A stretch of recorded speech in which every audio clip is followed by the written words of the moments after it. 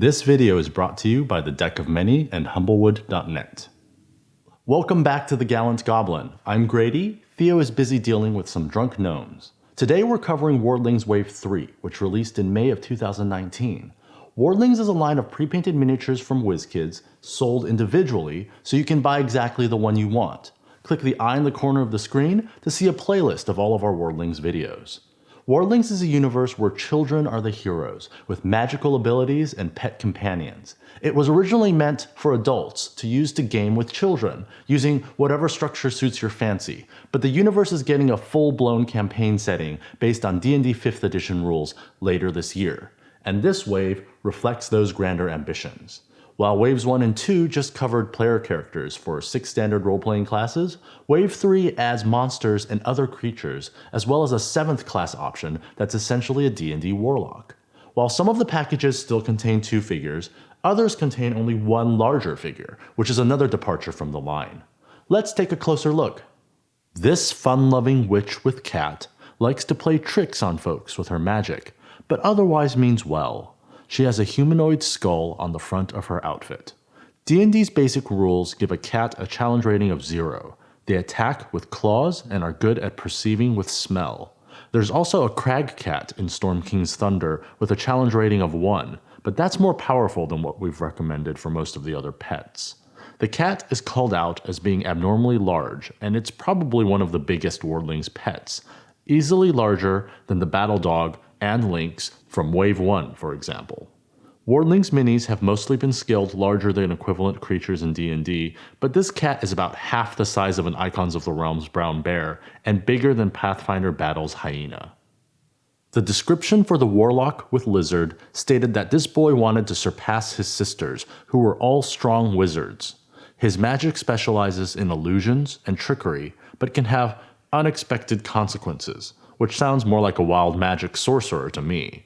In keeping with the witch's darker warlock motif, this sculpt has skulls and bones on the outfit. The magic effect the boy wields is similar to the one on the girl wizard from Wave 1.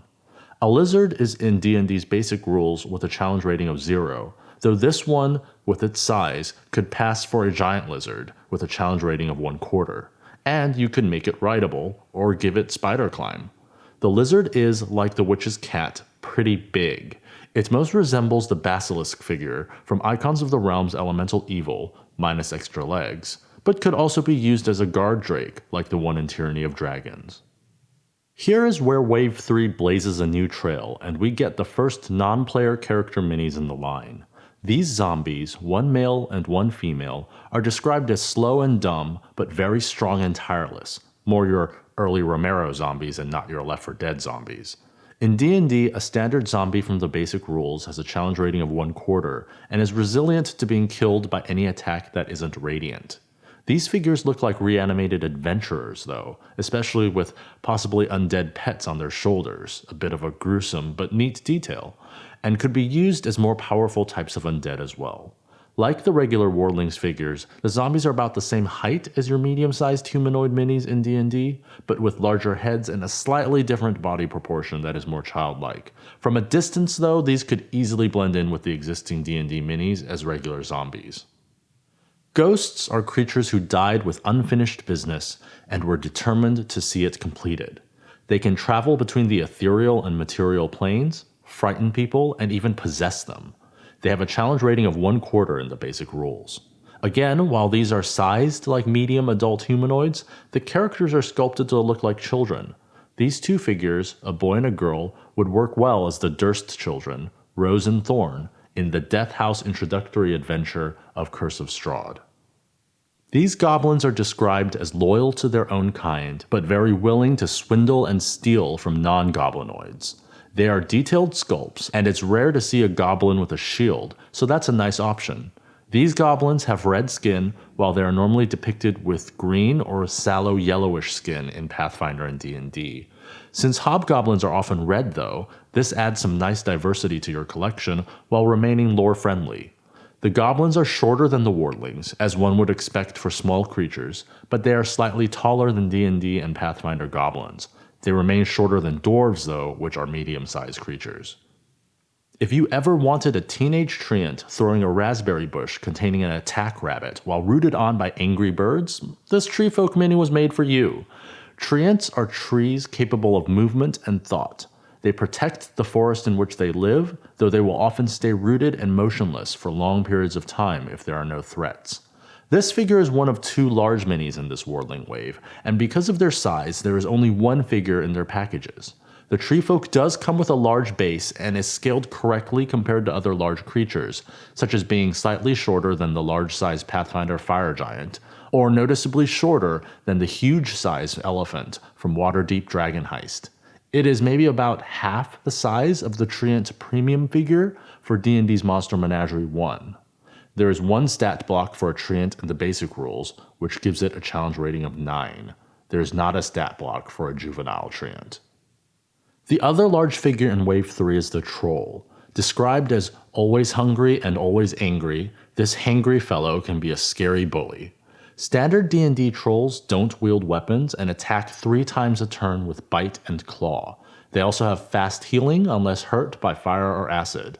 They are in the basic rules with a challenge rating of 5. This troll is better dressed and less lanky than D&D's traditional depiction of trolls, unless compared to the Venom troll from Mordenkainen's Tome of Foes. The figure could also be used as an ogre or perhaps a Pathfinder hill giant. As always, these Wardling sculpts are detailed and nicely painted. This wave also looks pretty sturdy without too many thin parts, so breakage during storage hopefully won't be a big issue. If you care about whether your minis stand on little terrain skateboards or not, do be aware the Wardlings line has those. In some cases, like the Treefolk, the terrain is nicely decorated. The ghosts do not have skateboards, as they float atop a hefty translucent effect. I'm actually really excited that they've moved into something other than humanoid player characters. I'm curious if the choice of monsters means anything for the upcoming Renegade Game Studios setting book written by Elisa Teague, but we'll have to wait and see. Wave 4 came out October 23rd, 2019, and our review is coming soon for that. Anyone who loves orcs is in for a treat. They're getting the player character treatment, meaning they come with pets. You have 1 for each of the 4 elements, plus it looks like Wave 4 will also have a dragon, a griffin, and a devil, just in case you don't have enough devils from Descent into Avernus. So subscribe and stay tuned for that. We'd like to thank our sponsor, The Deck of Many, and Humblewood, which is a D&D campaign setting featuring 10 new cute animal races available now in PDF form on humblewood.net, or you can pre-order the print version coming this November. There are also new class options, magic items, an introductory adventure, plus a variety of accessories to supplement the setting, such as standees, minis, reference cards, animated spell cards, and more. How does this new wave of Wardlings look to you? Do these monsters look like something you could use in your games? Let us know what you think in the comment section below. And if you enjoyed the video, please click that like button, subscribe to the channel, and hit the bell icon to be notified when new reviews come out. Thanks for watching, and we'll see you next time at the Gallant Goblin.